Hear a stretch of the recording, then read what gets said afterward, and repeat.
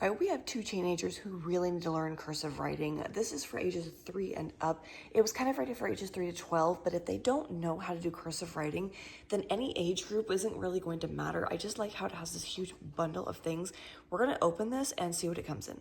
All right, so ABCs, 1, 2, 3's, letters, words, numbers, and sentences.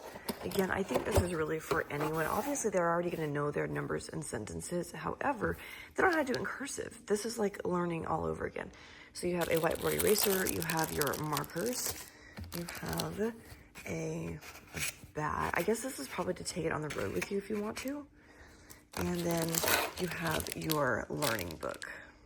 All right, so when you first open it up, you just have your alphabet, of course. These are just super easy to do, but I love that I can erase them and have them re-practice, because even I today have to re-practice my letters because I go too fast and I end up messing them up.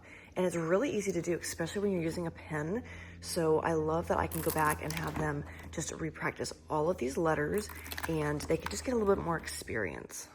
And then you have simple words, which I think is perfect, because when you're first learning cursive, the simple words are what you need to start with. And then you can get into the more difficult words, like the words that have words that have a Z or even off, because you have to go below that line. I just think they're super, super helpful.